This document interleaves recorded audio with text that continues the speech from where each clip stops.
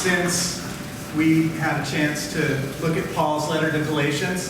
Thanks to Helen and to Rudy, we were able to continue reflecting on God's Word, but with a little bit different focus as each of them brought the Word to you. So I want to go back and just remind you where we've been in Paul's letter to the Galatians so that we can situate today's reflection in the context of all that we've looked at so far. We began looking at the concept of freedom in Christ, a freedom which Paul says was a very costly one for us. Freedom is always one at great cost. But in this case, it was the cost of Christ's own life and almost Paul's own life as he was preaching in the region of Galatia, of the Galatians.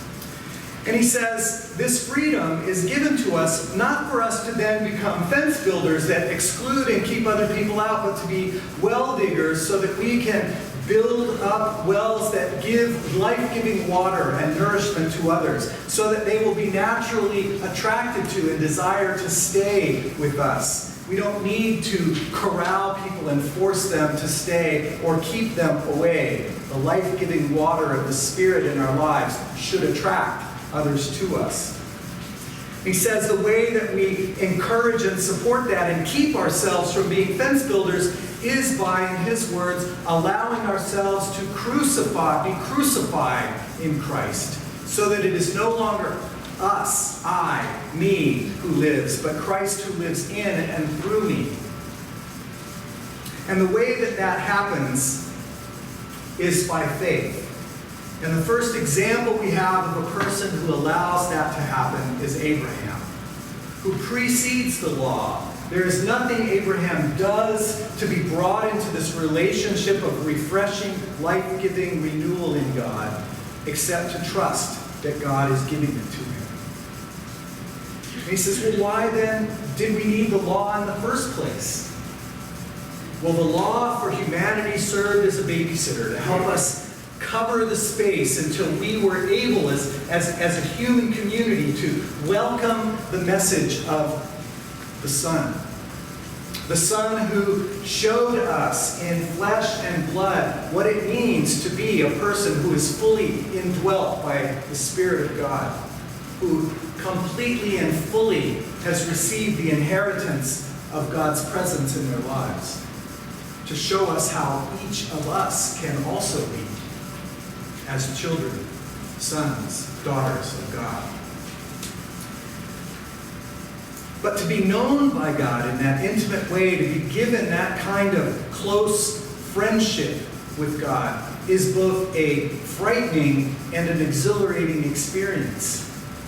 Sometimes we don't want to be fully known by others, because there are those dark corners we'd rather reserve to ourselves oftentimes. And so it can be a little frightening to be known fully by God, to be completely given over to God. Nevertheless, Paul says, this freedom that God has given us is a freedom that comes with a great responsibility. A responsibility to choose our path, to take on that gift of freedom and to use it well, to not use it stupidly or foolishly, but to use it in ways that promote the good, that allow God to be even more present in the world.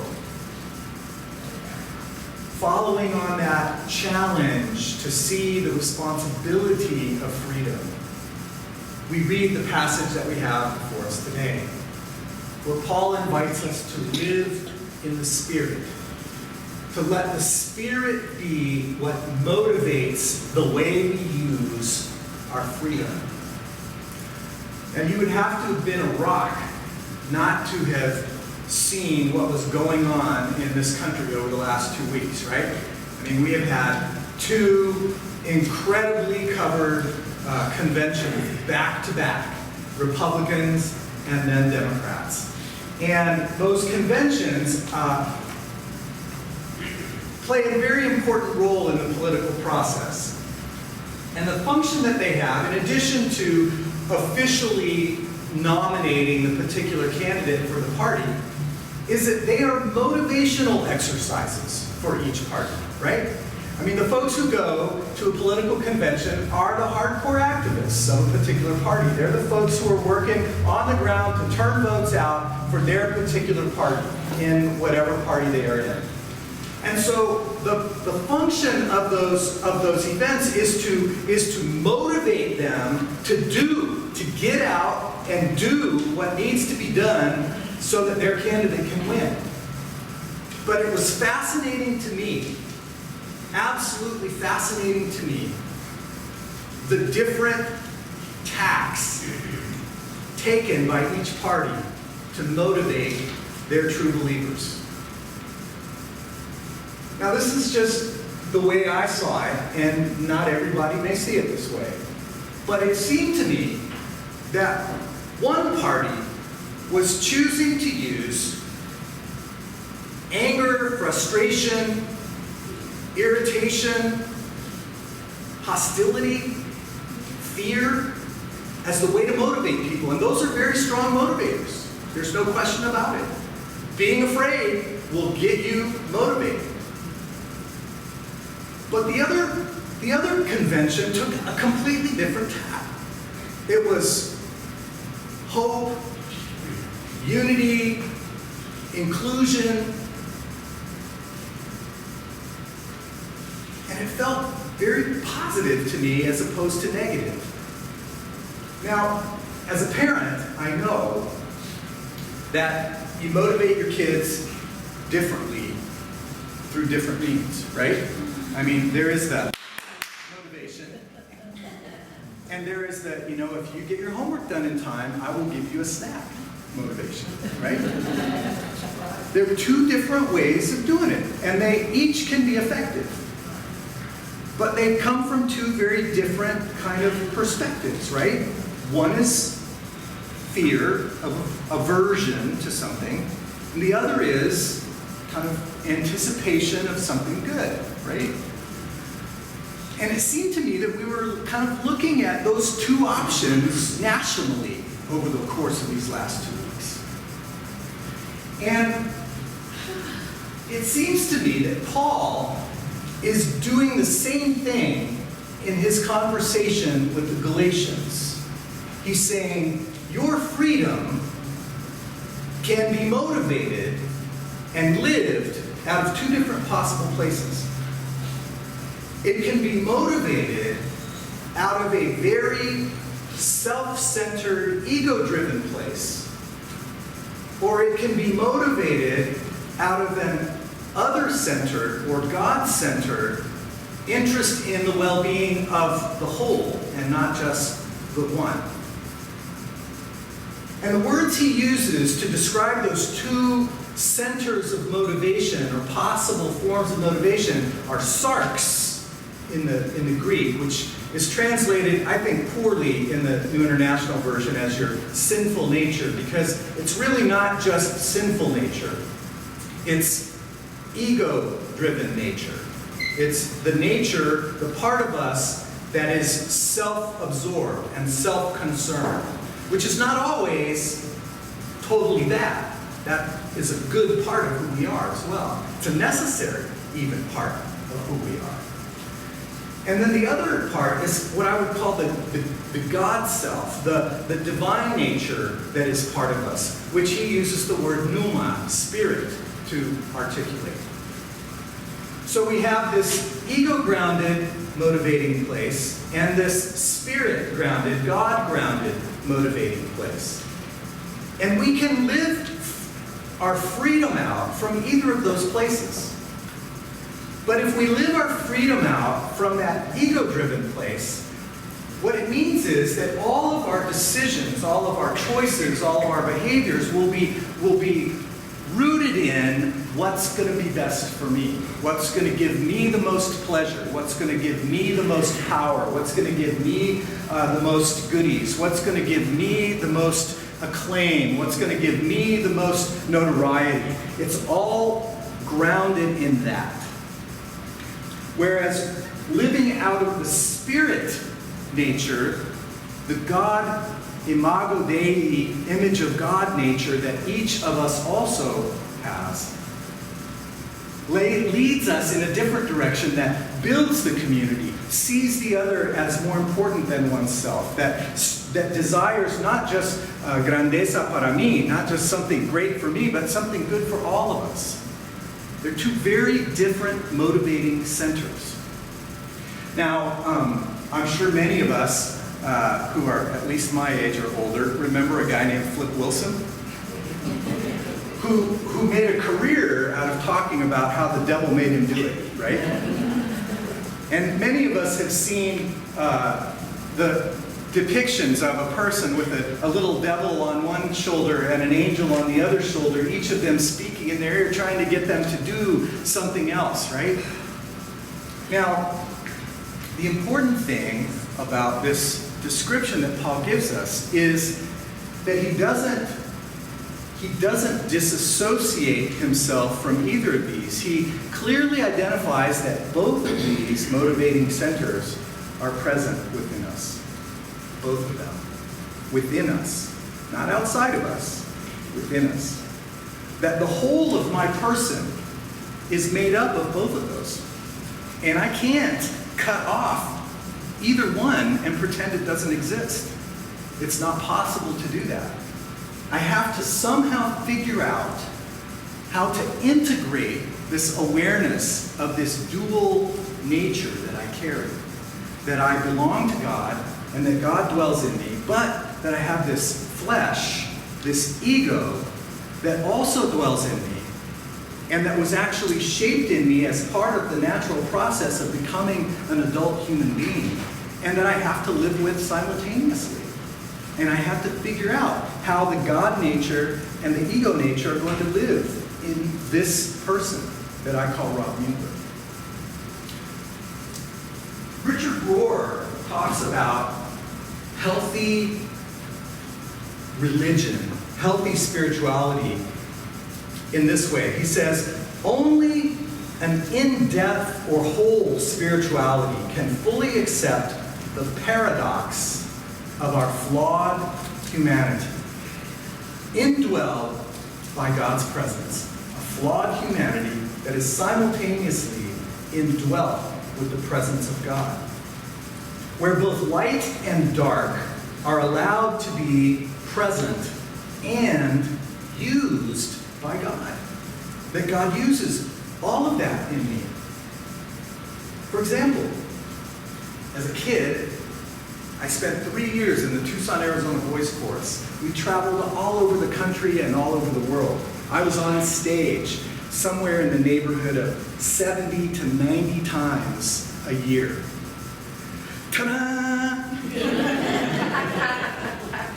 Talk about nurturing the ego self, right? I mean, good God. I got applause and accolades and people wanting my autograph all the time. It shaped in me a performer. Somebody who was comfortable being up in front of people. Somebody who was comfortable with himself in a public arena.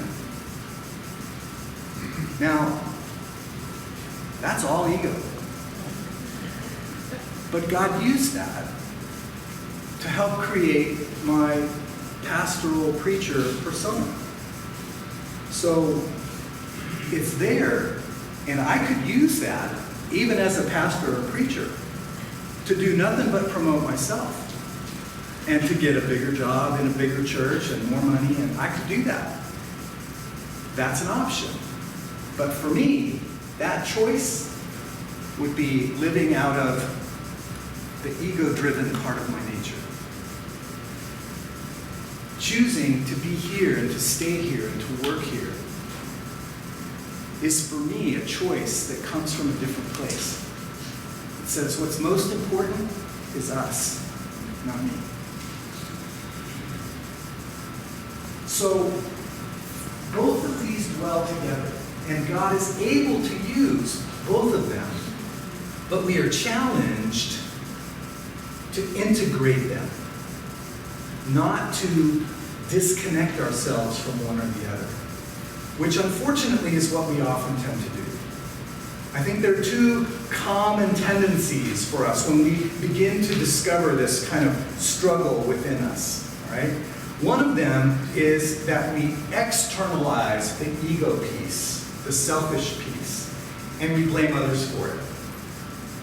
Or we say others are the ones who really are that way. You know, I am a lazy person because, you know, my mom and dad, they always did everything for me. And they just made me this way. And it's just the way I'm going to be. You know, I'm bitter because you know what happened to me in my life. This person hurt me, and this person left me, and that happened. And it's just, they did it to me. And it's just the way I'm going to be. It's who I am. Right? We externalize and blame other people instead of taking responsibility and owning my negativity, my bitterness, my ego-drivenness, my selfishness, my greediness, whatever it is mine because I have chosen to keep it and to live out of it. We don't want to do that. We want to externalize it or demonize it or make it Satan's responsibility. The devil needs to do it. It's not my job. The devil needs to do it. Or we deny that it's even there. We deny it's there. And we put on a facade that presents perfection or as close to it as we can to other people. And we deny that there is this piece of us that is living and operating out of the dark side. And it usually takes some major error, some major failure in our lives when the dark side becomes visible to other people. How many public figures do we know who campaign and campaign against some bad thing, only to be discovered later to be the ones who are engaging in the very bad thing that they've been campaigning against? We can demonize and project it onto other people as their responsibility, or we can deny it's there and pretend to be more than we really are. Healthy, whole spirituality says, you know what? I am all of that. And the only way I'm going to be able to live whole in God is if I acknowledge and recognize that it's all true. It's all who I am. Many cultures have come to this conclusion, and other religious traditions as well. The yin-yang symbol, you get that? Can you see the yin-yang symbol in the wolf up there? In the yin-yang symbol, there is darkness and there is light, right? But even in the middle of the black, there is a dot of white. And even in the middle of the white, there is that nose, that dot of black.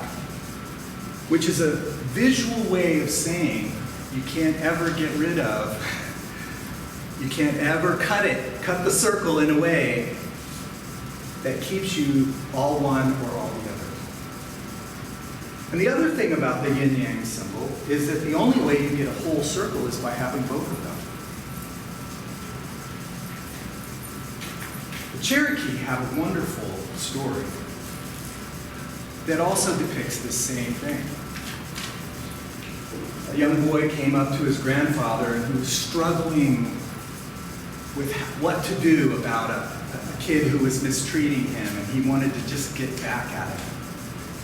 And he came to his grandfather and said, "Grandfather, I don't know what to do. This part of me wants to just beat the crud out of this kid, and another part of me knows that that's not the best choice." And the grandfather says, "Mijo, in every human being live two wolves. Two wolves.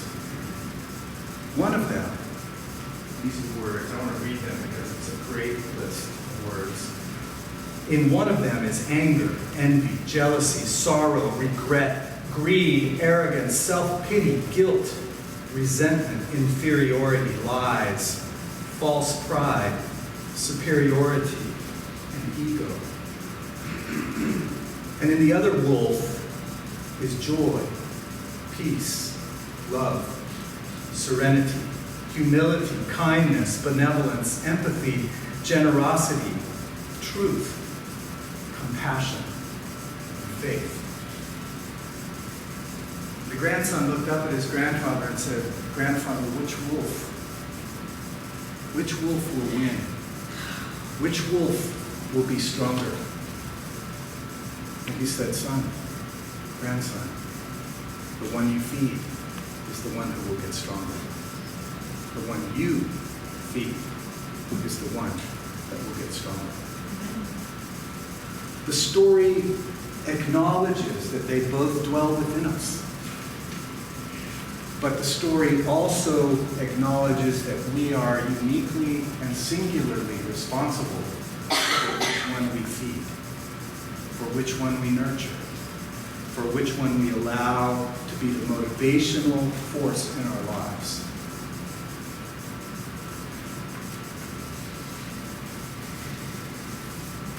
There's so much polarization happening in our country right now.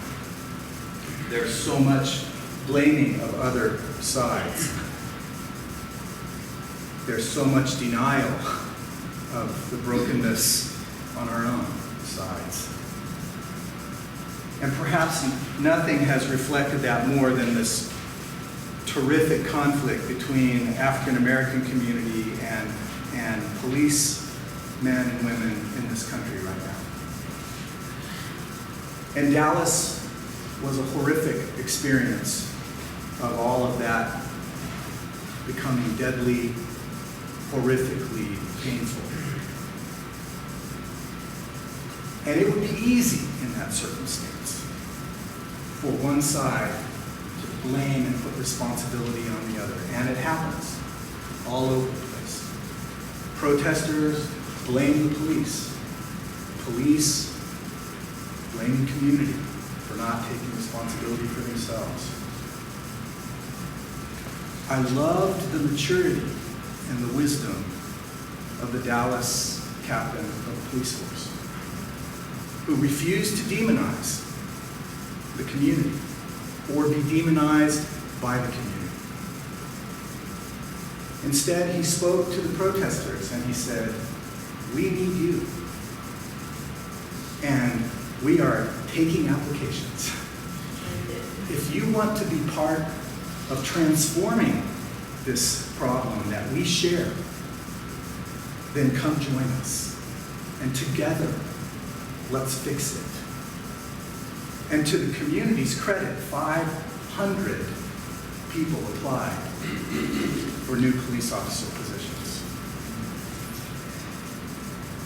I was moved at the way President Obama said, the only way through this is when we learn to recognize and acknowledge that the fear that the family of a police officer has in sending them off to their work each day is really not so different from the fear an African American mother has when she sends her son out into the world each day. And that we've got to recognize that that is not good for anyone. And that we've got to together find a way through. That is taking the whole, the light and the dark, in both communities. Acknowledging the failures, acknowledging the pride, but acknowledging the hope and the strength and the capacity and the possibility as well. Paul says, if we live by the Spirit,